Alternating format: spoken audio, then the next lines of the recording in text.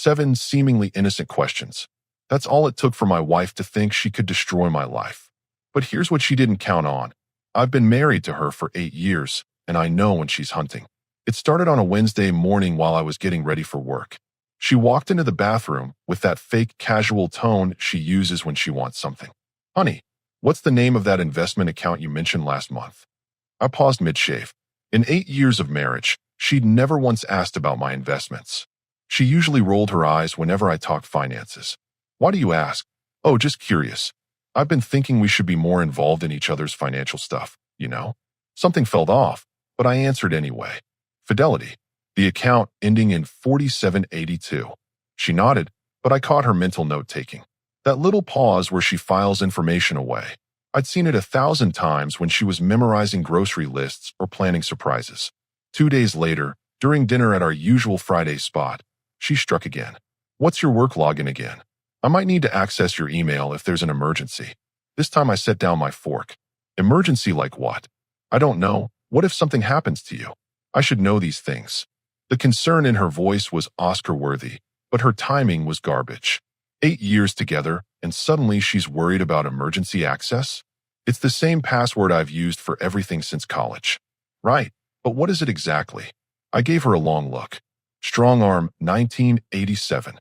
She smiled that practice smile and changed the subject to her day at work. But I noticed how quickly she moved on, like she'd gotten what she came for. Over the next week, the questions kept coming. Always casual, always wrapped in concern or curiosity. "What bank do we use for the mortgage again? Do you still have that safety deposit box? What's our accountant's name? I should have his number." Each question felt like a chess move, and I was starting to see the board. She wasn't just gathering information. She was mapping out my entire financial landscape. The breakthrough came on a Tuesday evening. I was watching the game when she sat down with her laptop, trying to look relaxed. "Quick question, what's your social security number?" "I'm filling out some insurance stuff." That's when it clicked. Not because of the question itself, but because of what I'd observed. She'd been writing things down in a small notebook that she kept in her purse. The same notebook she'd been protective of lately, closing it quickly whenever I walked by. "Insurance stuff?" "Yeah, for life insurance." I thought it was time we got serious about it. I leaned back in my chair, studying her face. "What company?" "Oh, it's just preliminary research. I'm comparing options." "Preliminary research." "Right. I'd bet everything that notebook had more than insurance research in it. My social is the same one I gave you when we got married. You should have it somewhere." Her face tightened for just a second. Of course, I just couldn't remember where I put it. That night, after she went to bed, I did some preliminary research of my own. Her laptop history was enlightening. Searches for marital assets division, proving financial misconduct, and gathering evidence for divorce. But the real gem was her recent call log. 3 calls to a law firm in the past 2 weeks. I sat there in the dark, connecting the dots. 7 strategic questions designed to give her ammunition for whatever she was planning. The investment account, work passwords, bank information, safety deposit box, accountant details, social security number. She was building a complete financial profile. The question was, what was she planning to do with it? I smiled in the darkness. She thought she was playing chess while I was playing checkers. But here's what she didn't realize. I'd been watching her moves from the beginning, and I was already planning my response. 2 could play this game, except I wasn't going to play by her rules. The next morning, I acted completely normal. Made coffee, kissed her goodbye, went to work like nothing had changed. But everything had changed. Now I knew exactly what kind of war she was preparing for, and I was going to make sure I won it before she even realized the battle had started. The beauty of knowing someone for 8 years is that you recognize their patterns. And my wife's pattern was becoming crystal clear. I started documenting everything. Every question, every conversation, every strange behavior. What I found was more systematic than I'd initially thought. She wasn't just fishing for information randomly. She was following a checklist. First, she'd mapped out my income sources, then moved to assets and investments. Now she was working on access points, passwords, account numbers, legal documents. On Thursday morning, I decided to test my theory. "I'm thinking about moving some money around," I said casually over breakfast. "Maybe consolidate a few accounts." Her head snapped up from her phone faster than a hawk spotting prey. "Which accounts?" "Just some old savings stuff. Nothing major." She tried to look disinterested, but I could see the wheels turning. Well, don't do anything hasty. Maybe we should discuss it first. Since when did she want to discuss my financial decisions? The woman who once told me budgets were boring and that I handled money better than she did? Sure, I said. I'll wait. That afternoon, I took a long lunch and paid a visit to my buddy who works in IT security. Called in a favor. I need you to check if anyone's been trying to access my work email from an outside location. He pulled up the logs. Someone tried to log in 3 times last week using your credentials. Different IP address each time. Want me to trace it? No need. I know exactly who it was. The pieces were falling into place. She had my password, but couldn't access the account remotely because of our company's security protocols. Those failed attempts must have frustrated her. That evening, she tried a different approach. I was talking to my sister today, and she mentioned that her friend went through a messy divorce because her husband hid assets. I didn't even look up from my dinner. That's unfortunate. She said women should always know about their husband's finances, just in case. In case of what? She shrugged with practiced innocence. You never know what could happen. Death, disability, divorce. The way she said divorce, like it was just another possibility instead of the main event she was planning for. Good thing you trust me, I said, meeting her eyes directly. Her smile flickered for just a moment. Of course I trust you. But trust wasn't what this was about. This was reconnaissance. Over the weekend, while she was at her yoga class, I did some reconnaissance of my own. Her laptop was password protected, but she'd never changed the password from her pet's name and birth year. Her browser history told the whole story. Beyond the divorce research I'd already found, she'd been deep diving into asset protection, financial misconduct allegations, and something that made my blood run cold, emotional abuse evidence gathering. She was building a case that went far beyond money. She was preparing to paint me as financially manipulative and emotionally abusive. But the real smoking gun was in her email drafts. A half-written message to her lawyer friend asking about hypothetical situations where a wife might need to protect herself financially from a controlling husband. Controlling husband. That's rich coming from someone who was secretly documenting my every financial move. I took screenshots of everything and saved them to a secure drive. If she wanted to play the evidence game, I'd make sure I had better evidence than she did. Monday morning brought question number 8, though she was trying to be more subtle now.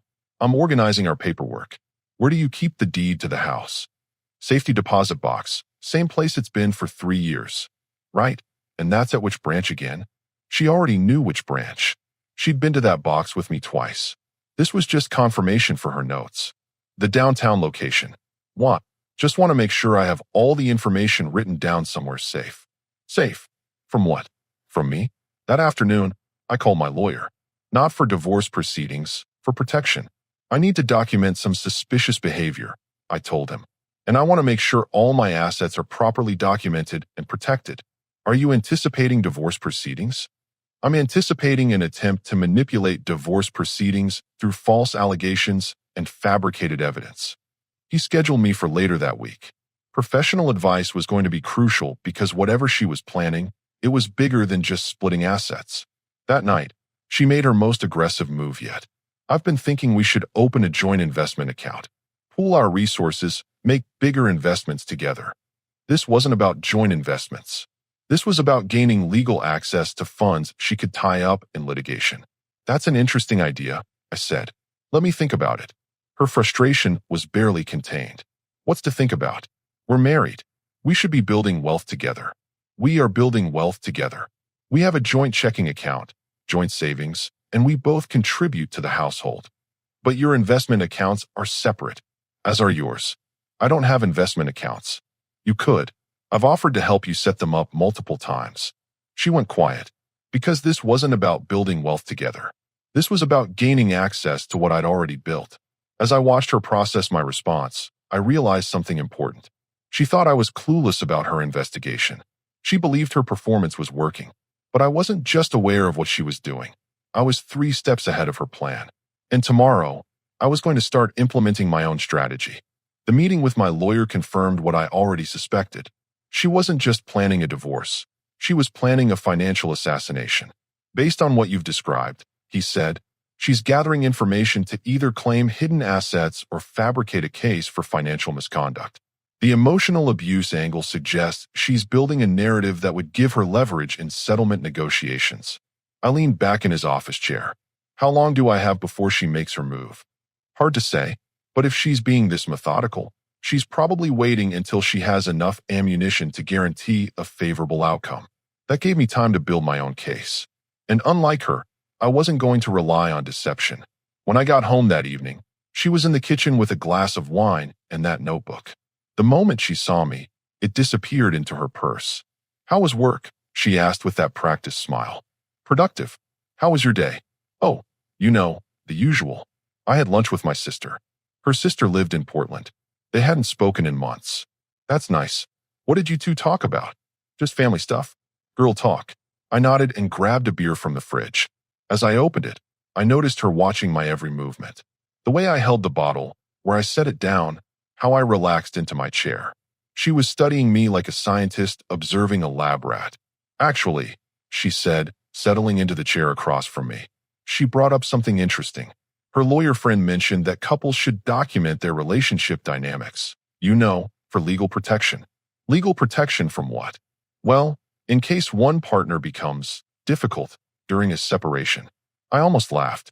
The irony was perfect. Define difficult. She took a careful sip of wine.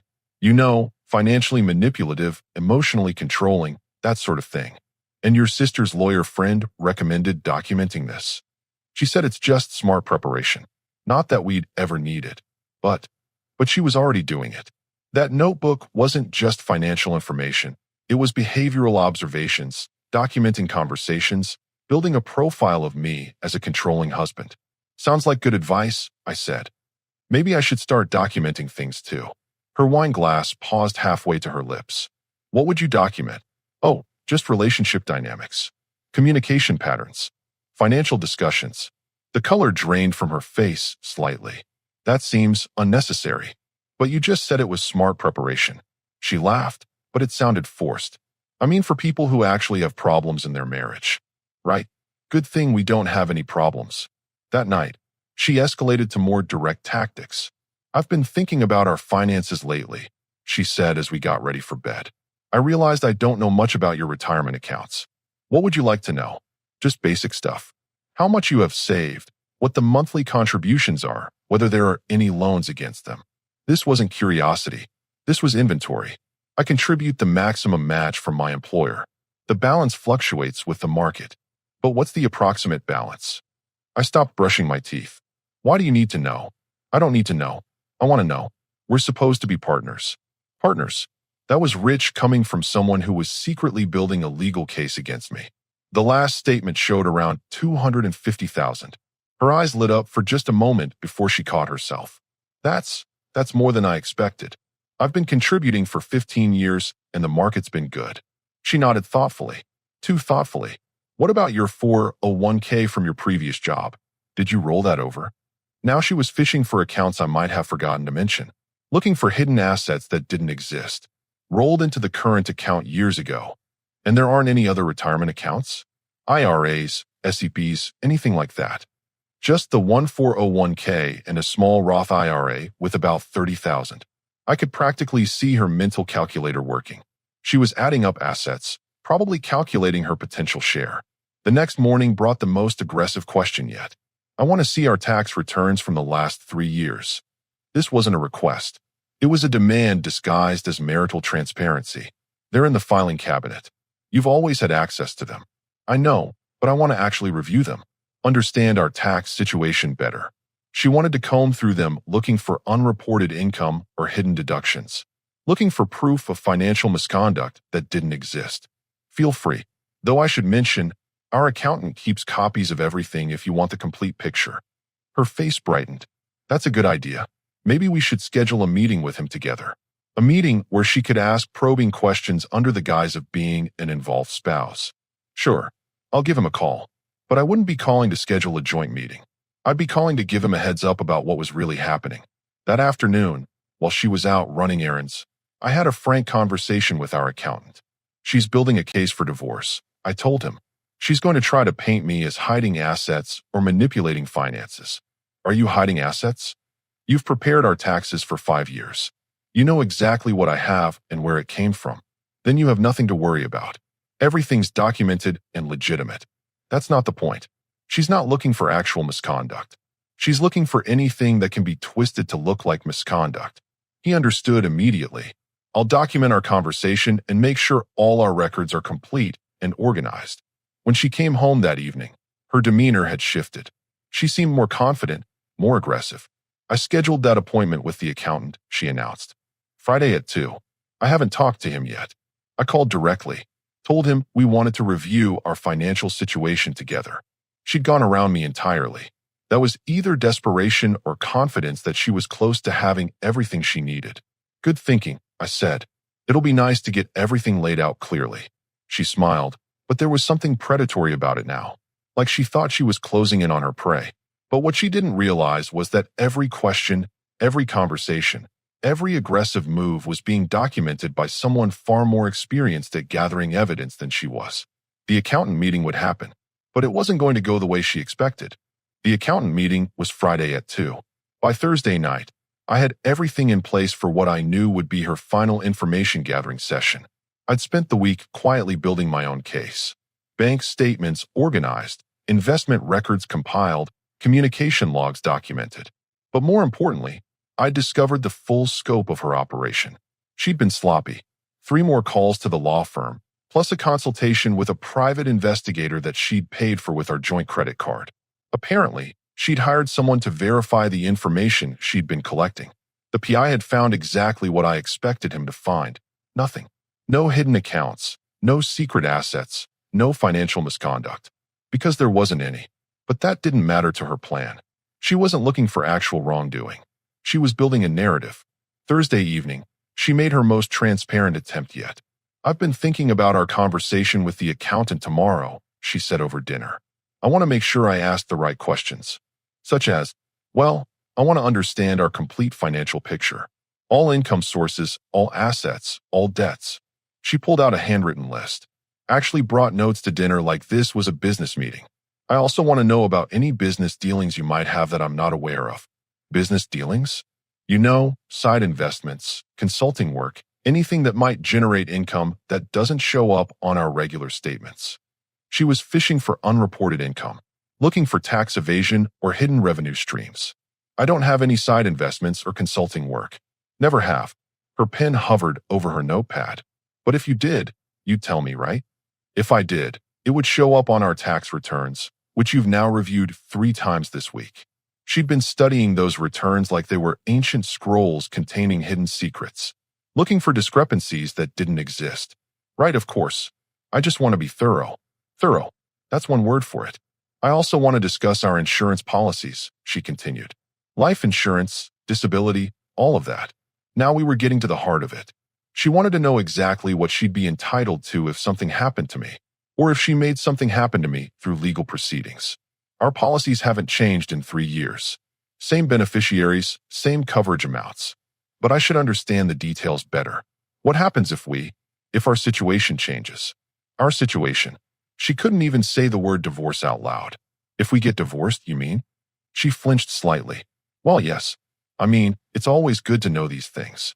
If we get divorced, you'd need to get your own life insurance policy. Mine would revert to my parents as beneficiaries. The way her face fell told me everything I needed to know.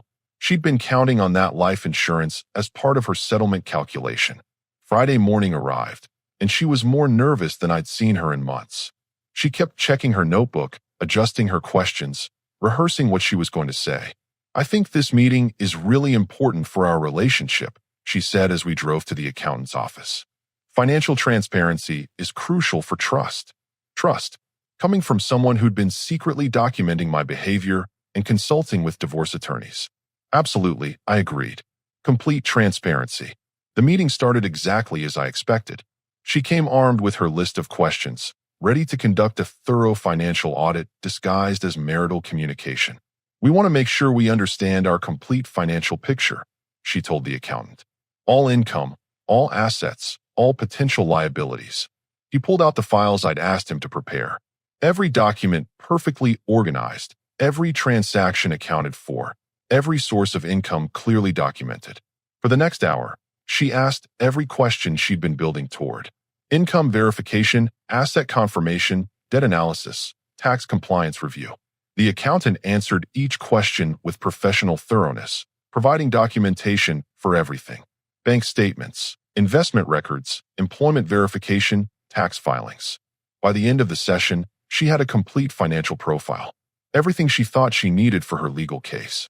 What she didn't have was any evidence of wrongdoing, because there wasn't any. As we left the office, I could see her frustration. She'd gotten all the information she wanted, but none of it supported the narrative she was trying to build. That was really helpful, she said, but her tone suggested otherwise. Very thorough, I agreed. Now we both know exactly where we stand financially. That evening, she made what I knew would be her final attempt. I want to ask you something directly, she said as we sat in the living room. And I need you to be completely honest with me. Of course. Are you hiding anything from me? Financially, emotionally, anything at all? This was it. Her seventh question. The one designed to either trick me into an admission or create a moment she could later claim was deceptive. I looked her directly in the eyes. I'm not hiding anything from you. Every asset, every source of income, every financial decision has been transparent and documented. She studied my face, looking for tells that didn't exist. And you've never done anything that could be problematic if it came to light? Define problematic. Anything that could look bad. Anything that could be misinterpreted. She was hoping I'd admit to something innocuous that she could later twist into evidence of misconduct. I've never done anything illegal, unethical, or deceptive regarding our finances or our relationship. Her shoulders sagged slightly. After weeks of investigation, she'd come up empty-handed. But I wasn't done. Now I have a question for you, I said calmly. Her head snapped up. What? Why have you been documenting our conversations and consulting with divorce attorneys? The color drained from her face completely. Her mouth opened and closed without sound. What are you talking about? I'm talking about the notebook you keep in your purse. The one where you write down everything I say about finances.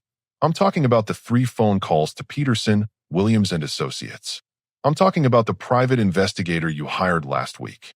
She sat frozen, like a deer caught in headlights.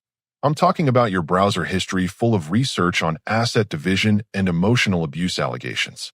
I'm talking about the draft email to your lawyer friend asking about hypothetical situations involving controlling husbands. Her breathing became shallow and rapid. So here's my question. I continued, leaning forward slightly. Were you planning to divorce me using fabricated evidence of financial misconduct and emotional abuse? Or were you planning something more ambitious, like having me arrested on false charges? She stood up abruptly, knocking over her wine glass. You went through my private things? I protected myself from someone who was building a case against me using our marital conversations as evidence. I didn't. You documented 7 strategic questions designed to gather information for legal proceedings. You researched how to prove financial misconduct. You consulted with attorneys and private investigators. You prepared allegations of emotional abuse. Her face had gone from pale to flushed red. She was caught, and she knew it. The only question remaining, I said, standing to face her, is whether this was just divorce preparation or if you were planning to have me criminally charged with something I didn't do. She stared at me for a long moment, and I could see her calculating, trying to figure out how much I actually knew versus how much I was guessing. But her next words told me everything I needed to know about just how far she'd been willing to go. She looked at me with a mixture of rage and desperation, and when she spoke, her voice was completely different. The sweet, concerned wife act was gone, replaced by something cold and calculating. You think you're so smart, don't you? Smart enough to see through whatever this is. She laughed, but it wasn't pleasant. You have no idea what you've stumbled into. Then enlighten me. She paced to the window, her hands shaking slightly. When she turned back, her face had hardened into something I barely recognized. You want to know what I was really doing? Fine. I was building a case that would put you in prison for domestic violence and financial abuse. The words hit like a physical blow. Based on what? I've never laid a hand on you. I've never controlled or manipulated our finances. Based on whatever I needed to base it on. The casual way she said it was terrifying. She was admitting to planning to fabricate evidence for serious criminal charges. I had it all worked out, she continued, her voice gaining confidence as she spoke. Emotional abuse documented over months of conversations. Financial manipulation proven through your secretive behavior about investments. Escalating threats that made me fear for my safety. None of that happened. Doesn't matter what happened. Matters what I could prove happened. She was confessing to conspiracy to commit fraud, filing false police reports, and perjury. All felonies. The private investigator was going to testify that you'd hidden assets from me. The lawyer was going to present evidence that you'd threatened me when I questioned our finances. Evidence that doesn't exist. Evidence I was creating. She said it like it was the most reasonable thing in the world. Like fabricating criminal charges was just another Tuesday activity. You see, I did my homework. Domestic violence cases with financial components get settlements that can exceed 50% of assets, plus alimony, plus victim compensation. And if you went to prison, I'd get everything. The calculation in her voice was chilling. This wasn't emotional revenge. This was a business plan. But then you had to be clever, didn't you? You had to start paying attention. She walked closer, and for the first time in our marriage, I felt genuinely threatened by her presence. So now what? I asked. Now I have to accelerate the timeline. Meaning? She smiled, and it was the most disturbing thing I'd ever seen. Meaning tomorrow I file a restraining order claiming you threatened me tonight when I confronted you about the hidden accounts. Police report follows on Monday alleging months of escalating abuse. Divorce papers get filed Tuesday with evidence of financial misconduct and domestic violence. She had it all planned out. A complete destruction of my life executed over the span of 5 days. The beauty of it, she continued, is that once the allegations are filed, your reputation is destroyed whether you're convicted or not. Your job, your finances, your freedom, all gone. I stared at her, finally seeing who she really was underneath 8 years of marriage. She wasn't just planning to divorce me. She was planning to destroy me completely. But she'd made one crucial mistake. She'd revealed the full scope of her plan. That's quite a strategy, I said calmly. Just one problem with it. What's that? You're confessing to conspiracy to commit fraud, filing false police reports, perjury, and attempted extortion. Her confident expression faltered slightly. It's your word against mine.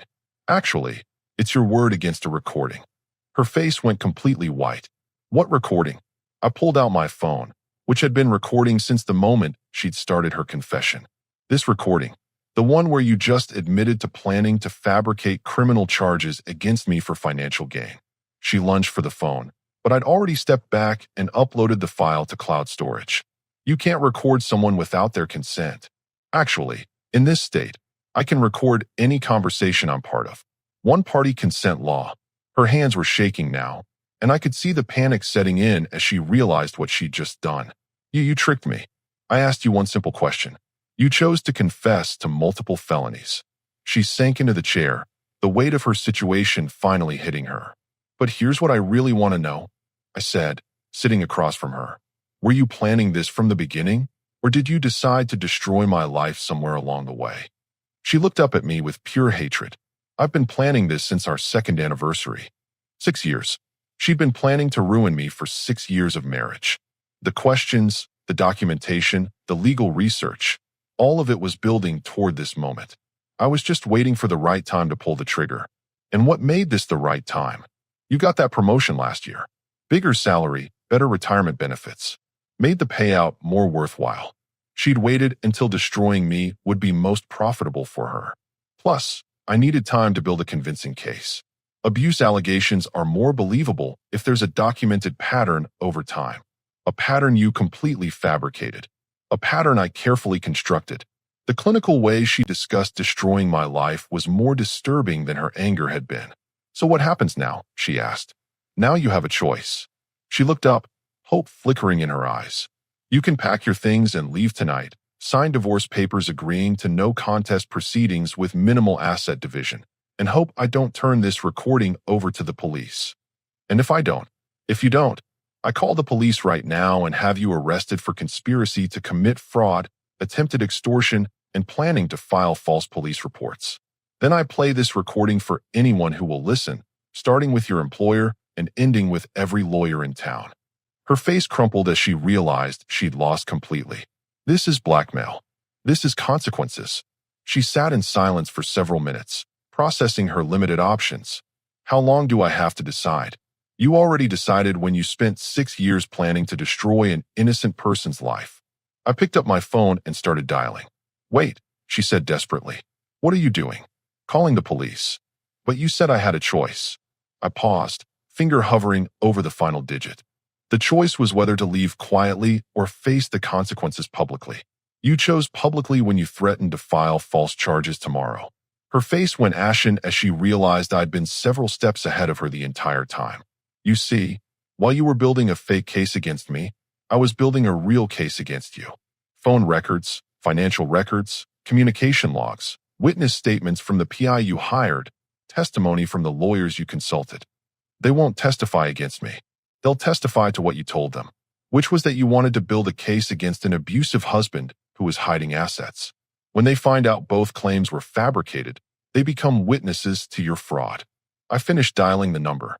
The difference between your plan and mine, I said as the phone began to ring, is that everything in my case actually happened. The police arrived within 15 minutes. 2 officers, professional and thorough, who listened to my statement and reviewed the evidence I prepared. The recording was damning enough, but what sealed her fate was the paper trail she'd left behind. The PI invoices, the lawyer consultations, the notebook full of fabricated observations, the browser history documenting her research into false allegation strategies. She tried to claim I'd manipulated her into the confession, that the recording was taken out of context, that she'd been speaking hypothetically. But the evidence was overwhelming and methodical. The officers arrested her on charges of conspiracy to commit fraud, attempted extortion, and criminal conspiracy. As they read her rights, she looked at me with pure venom. "This isn't over," she hissed as they cuffed her. "Actually, it is." The legal proceedings moved faster than I'd expected. Her lawyer tried to negotiate a plea deal, but the prosecutor wasn't interested. The case was too clear-cut, and the potential crimes too serious. During the discovery phase, even more evidence emerged. She'd been in contact with other women who had successfully used false allegations in divorce proceedings. She'd researched my work schedule to plan the optimal timing for filing restraining orders. She'd even looked into life insurance policies and what would happen if I died under suspicious circumstances. The full scope of her plan was more extensive than I'd initially realized. This wasn't just divorce fraud. She'd been exploring multiple scenarios for destroying my life, depending on which would be most profitable. Her trial lasted 3 days. The prosecution presented a methodical case showing premeditation, calculation, and intent to commit multiple felonies. The defense tried to paint her as a desperate woman trapped in an abusive marriage, but that narrative collapsed when they played the recording of her confession. "I've been planning this since our 2nd anniversary," her own voice said to the jury. "I was just waiting for the right time to pull the trigger." The jury deliberated for less than 2 hours. Guilty on all charges. The judge sentenced her to 18 months in prison, 3 years probation, and restitution for legal fees. She also received a permanent restraining order prohibiting any contact with me. As the bailiff led her away, she turned back one final time. The rage in her eyes had been replaced by something else, the realization that her 6-year plan had not only failed, but had resulted in the complete destruction of her own life instead of mine. The divorce was finalized while she was in prison. No contest, minimal asset division, exactly what I'd originally offered her. The difference was that now she had a felony record, and I had complete documentation of her fraudulent behavior. 6 months after her sentencing, I received a call from Detective Martinez, who had worked her case. "Thought you should know, we've had 3 other men come forward with similar stories about your ex-wife. Apparently, you weren't her first target." "What do you mean?" "She'd done this before. Different tactics, but same basic strategy. Use false allegations to destroy men financially and legally. It turned out she'd been married twice before me. Both marriages had ended with accusations of abuse that were later proven false, but not before the men's reputations and finances were destroyed. She's what we call a professional victim," Detective Martinez explained.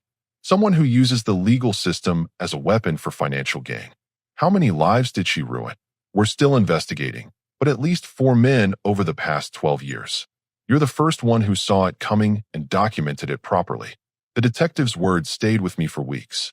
For other men who had their lives destroyed by someone they trusted, someone they'd married and loved. I'd gotten lucky.